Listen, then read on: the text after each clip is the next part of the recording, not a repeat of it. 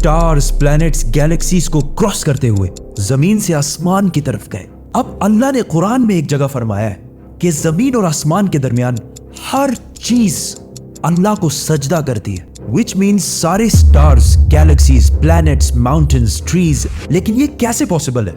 सजदा तो इस तरह होता है। और कभी स्टार्स और प्लैनेट्स को हमारी तरह इबादत करते हुए किसी ने देखा है?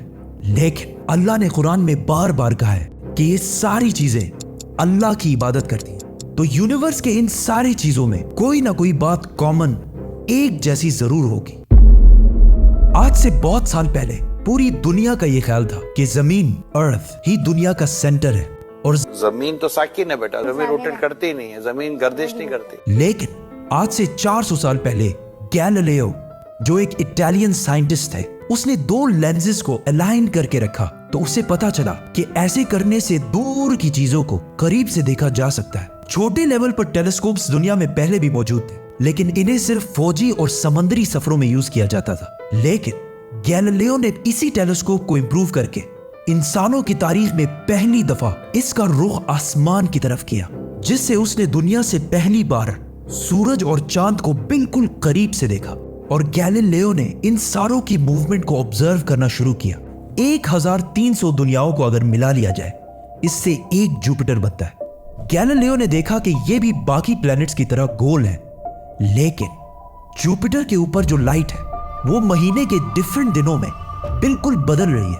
और उसने देखा कि वीनस और सैटर्न का भी यही हाल है। अब ये सब कुछ तभी पॉसिबल था कि अगर ये सारी चीजें सूरज के गिर्द घूम रही हो, दुनिया के नहीं। गैलीलियो ने ये बातें पूरी दुनिया को बताई कि यूनिवर्स का सेंटर दुनिया नहीं बल्कि सूरज है। लेकिन इस बात को सुनकर यूरोप के सारे चर्चेस उसके दुश्मन बन गए, क्योंकि उस जमाने के पोप का ये ख्याल था कि जमीन ही यूनिवर्स का सेंटर है। और सिर्फ पोप का नहीं, पूरी दुनिया का ये ख्याल था। जमीन तो साकिन है। जिसकी वजह से गैलीलियो को चर्च से ये सजा मिली कि वो हमेशा के लिए घर में बंद कर दिया जाएगा। लेकिन गैलीलियो ने अपना काम जारी रखा और उसकी इन रिसर्चेस को बाद में पूरी दुनिया ने माना। इवन पोप ने भी गैलीलियो के मरने के 350 साल बाद पूरी दुनिया के सामने उससे माफी मांगी और कहा कि हम गलत थे और आप सही थे। आहिस्ता आहिस्ता हमें पता चला कि जमीन यूनिवर्स का सेंटर नहीं है, बल्कि ये सूरज के गिर्द घूमती है। और सूरज भी कोई इतनी बड़ी चीज नहीं है, बल्कि सूरज तो इसके जैसे अरबों खरबों स्टार्स की तरह मिल्की वे गैलेक्सी का एक छोटा सा हिस्सा है। और ये मिल्की वे गैलेक्सी अरबों स्टार्स से बनी हुई है, और ये सारे बिलियंस ऑफ स्टार्स एक ही सर्कल में घूम रहे हैं। हम तो सूरज के गिर्द घूम रहे हैं, तो सूरज जैसे अरबों खरबों स्टार्स मिलकर किसके गिर्द घूम रहे हैं?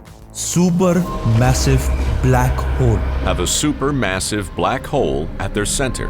इस ब्लैक होल ने, जो हमारे सूरज से 40 लाख टाइम्स बड़ा है, ने पूरी गैलेक्सी को एक गोल सर्कल में रखा हुआ है। जिस तरह हमारे सूरज ने जमीन, जुपिटर, मार्स, इन सारे प्लैनेट्स को एक सर्कल में रखा हुआ है। लेकिन ये गैलेक्सी भी कोई इतनी बड़ी चीज नहीं है, बल्कि ये लाखों और गैलेक्सीज को मिलाकर एक छोटे से क्लस्टर का एक छोटा सा हिस्सा है। ये लाखों गैलेक्सीज मिलकर एक क्लस्टर बनाते हैं, और ये क्लस्टर भी कोई इतनी बड़ी चीज नहीं है, बल्कि इस जैसे लाखों क्लस्टर्स मिलाकर एक सुपर क्लस्टर बनता है। और ऐसे हजारों सुपर क्लस्टर्स और भी मौजूद है। अब आपने ये नोट किया कि इन सारे स्टार्स, गैलेक्सीज, प्लैनेट्स में एक चीज कॉमन है कि इस पूरे यूनिवर्स में हर चीज किसी न किसी दूसरे ऑब्जेक्ट के गिर्द घूम रही है। और जब रसूलुल्लाह सल्लल्लाहु अलैहि वसल्लम भी आसमानों की तरफ गए तो उन्होंने बैतुल मामूर में फरिश्तों को नमाज पढ़ते हुए नहीं देखा, वो भी किसी चीज के गिर्द घूम रहे थे। लेकिन घूमने का इबादत से क्या ताल्लुक है? अल्लाह ने तो कहा है कि ये सारी चीजें इबादत करती हैं।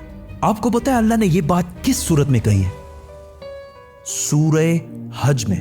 हज में मुसलमान पूरी दुनिया से इस्लाम की सबसे मुकद्दस और होली जगह काबा के पास जाते हैं और बार बार इसके गिर्द घूमते हैं। अब इस सर्कल करने का मतलब क्या है? जब मुसलमान काबा के गिर्द घूमता है तो वो उस वक्त अकेला नहीं घूम रहा होता, बल्कि चांद, प्लैनेट, स्टार्स, गैलेक्सीज, क्लस्टर्स सारों के साथ एक ही इबादत में शामिल हो जाता है। तो ये सारी चीजें हमारी तरह इबादत नहीं करती, बल्कि हम मक्का जाकर इनकी तरह इबादत करते हैं। लेकिन इस आयत में तो लिखा है कि ये सारी चीजें अल्लाह को सजदा करती हैं। सजदा का मतलब सिर्फ हमारे वाला सजदा नहीं है, बल्कि अल्लाह के निजाम के मुताबिक चलने को भी सजदा कह सकते हैं। लेकिन अल्लाह ने इस आयत में सिर्फ स्टार्स, गैलेक्सीज और प्लैनेट्स का नहीं कहा, बल्कि हर चीज, पहाड़, दरख्त, जानवर, सब का कहा है। ये तो सर्कल्स में नहीं घूमते। आज से हजारों साल पहले एंशिएंट ग्रीस में ये कॉन्सेप्ट बना कि कायनात की हर चीज एक बहुत ही छोटे पार्टिकल एटम से बनी हुई है, जिसको फिर 2000 साल तक पूरी दुनिया भूल गई। लेकिन आज से 200 साल पहले इस कॉन्सेप्ट पर रिसर्च दोबारा शुरू हुई और साइंसदानों की रिसर्च से पता चला कि एटम सबसे छोटा पार्टिकल नहीं है, बल्कि इसके अंदर और भी पार्टिकल्स हैं, जैसे प्रोटॉन्स, न्यूट्रॉन्स, इलेक्ट्रॉन्स।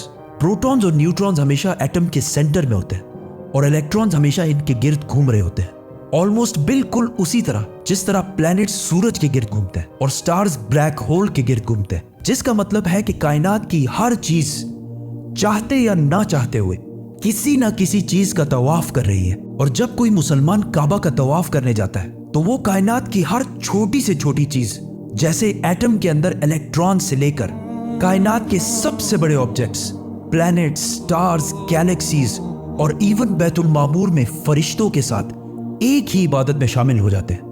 हो सकता है इसीलिए इस्लाम में तवाफ करना सबसे बड़ी इबादत है। तो जब सूरह हज में अल्लाह ने फरमाया कि ये सारी चीजें मेरी इबादत करती हैं, तो ये हमारी तरह इबादत नहीं करती, बल्कि हम मक्का में काबा का तवाफ करके इनकी तरह अल्लाह की इबादत करते हैं। लेकिन इन सारी चीजों का तवाफ करने का एक फिक्स टाइम है, और जैसे ही ये टाइम पूरा होगा तब हर शख्स मालूम कर लेगा कि वो क्या लेकर आया है।